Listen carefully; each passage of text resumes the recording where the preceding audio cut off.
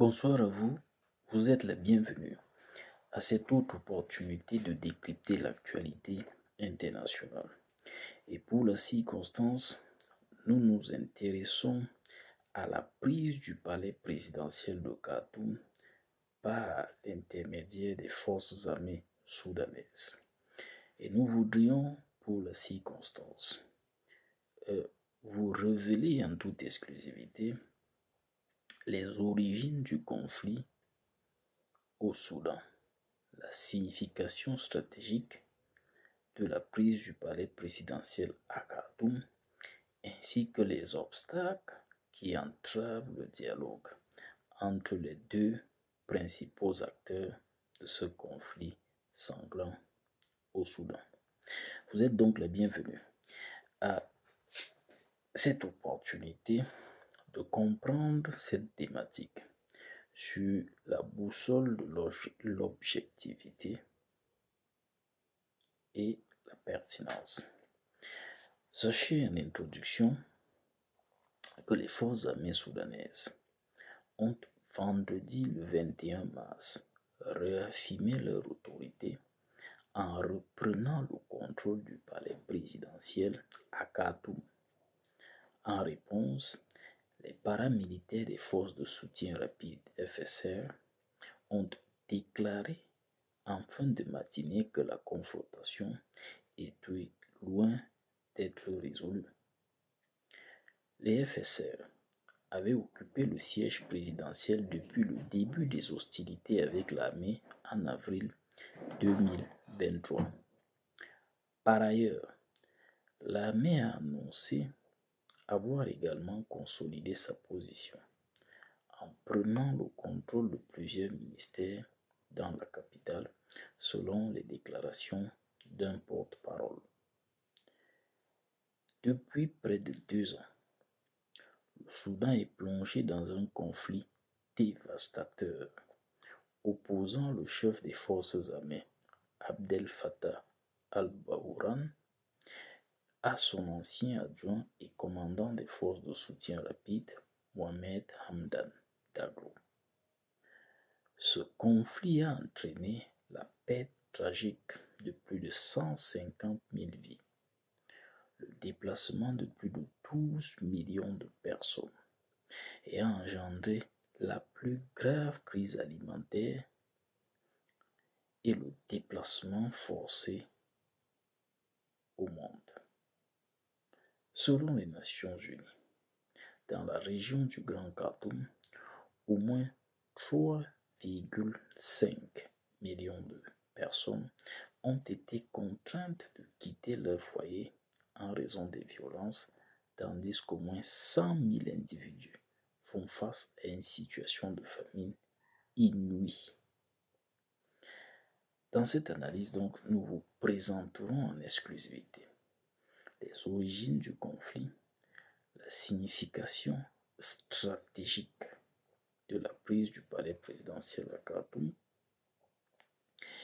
ainsi que les obstacles qui entravent le dialogue entre les deux principaux acteurs de ce conflit sanglant au Soudan. S'agissant de la problématique de comment le conflit a-t-il débuté, sachez que depuis son accession au pouvoir,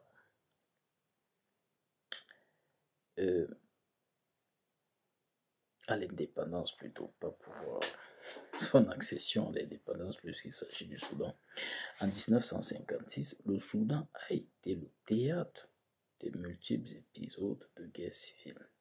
Cependant, la crise actuelle trouve ses racines dans la lutte pour le pouvoir entre les deux généraux qui ont orchestré la chute de l'ancien président soudanais Omar el-Béchir. Des affrontements ont éclaté à Khartoum, c'est-à-dire la capitale, le 15 avril 2023, alors qu'une rivalité croissante entre les deux factions dominantes du régime militaire a finalement dégénéré en violence mortelle. D'un côté, se trouvent les forces armées soudanaises majoritairement fidèles au général Abdel Fattah al-Burhan, le dirigeant de facto du pays.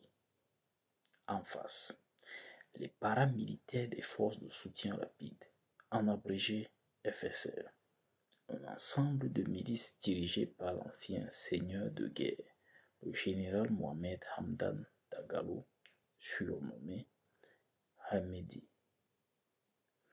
Les FSR ont été créés par l'ancien dictateur Omar el-Bashir en tant que milice arabe de contre-insurrection dans le but de réprimer une rébellion dans la région du Darfour qui a débuté il y a plus de 20 ans en raison de la marginalisation politique et économique des populations locales. Les rivalités entre Hemedi et Burhan remontent à 2019, lorsque les FSR et les forces militaires régulières ont collaboré pour évincer Bachir du pouvoir. Suite à l'échec des tentatives de transition vers un gouvernement civil dirigé par des civils, de nombreux analystes ont anticipé un affrontement inévitable entre Burhan et Hemedi. Décryptons maintenant la signification de la capture du palais présidentiel de Khartoum. La prise du palais présidentiel par les forces armées suscite des inquiétudes quant à une partition de facto du Soudan. Les forces de soutien rapide ont déjà établi un gouvernement parallèle en exerçant un contrôle sur 4 des 5 régions de la vaste région du Darfour,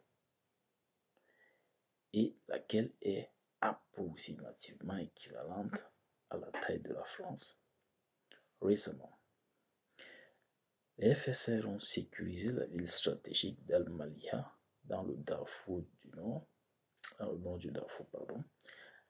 dernière zone où l'armée et ses alliés armés conservent encore une certaine influence. Malgré cette avancée, les FSR rencontrent des difficultés pour s'emparer d'El Fasher, la capitale du Darfour Nord, où l'armée maintient une garnison. Selon Sharaf Srivasan, expert en affaires soudanaises et professeur à l'université de Cambridge, le Soudan semble se diriger vers un scénario libyen, évoquant une fragmentation du pouvoir entre deux autorités concurrentes soutenues par un réseau de groupes armés et de milices. La division géographique semble se renforcer, à l'exception d'El Fasher.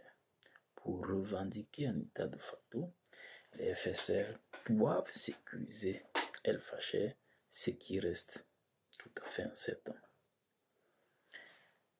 Appréhendons maintenant la question de l'obstacle au dialogue entre les généraux soudanais. Le principal obstacle à un dialogue constructif et à la réconciliation entre les deux généraux réside dans leur volonté de maintenir leur emprise sur le pouvoir, chacun d'eux étant réticent à renoncer à la richesse et à l'influence qui en découle. Le Soudan, situé dans le nord-est de l'Afrique et s'étendant sur 1,9 million de kilomètres carrés, est l'un des pays les plus grands du continent, mais il figure également parmi les plus pauvres au monde, avec une population de 46 millions d'habitants, vivant avec un revenu annuel moyennant les $750 par personne. Le contrôle des ressources naturelles devient donc crucial pour toute forme de pouvoir. L'armée soudanaise a longtemps refusé d'engager des négociations de paix avec les forces de soutien rapide et a clairement exprimé son intention de reprendre le contrôle total du pays. Parallèlement, les FSR ont utilisé des initiatives diplomatiques comme un écran pour intensifier leur opération militaire sur le territoire soudanais. Récemment, Les deux factions ont affirmé leur détermination à poursuivre les hostilités, suscitant des inquiétudes quant à une intensification des affrontements, notamment dans les régions du Kordofan et du Darfour. Pour finir, la situation au Soudan demeure critique, avec une lutte acharnée pour le pouvoir entre les forces armées et les forces de soutien rapide, exacerbées par des enjeux économiques stratégiques.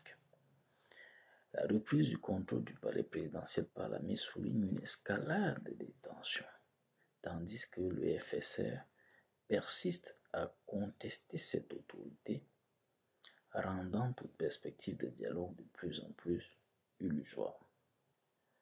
La fragmentation du pouvoir et la crise humanitaire qui en résulte mettent en lumière l'urgence d'une intervention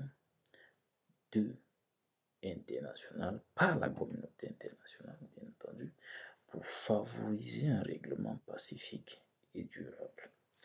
La communauté internationale doit agir rapidement pour éviter une détérioration supplémentaire de la situation qui pourrait avoir des répercussions dévastatrices non seulement sur le Soudan, mais aussi pour toute la région. Infiniment merci de nous avoir suivis. Nous vous invitons à bien vouloir vous abonner à notre page, à nous suivre, à bien vouloir partager nos contenus et in fine, nous livrer vos impressions à la section réservée aux commentaires. Une fois de plus, merci et à très bientôt.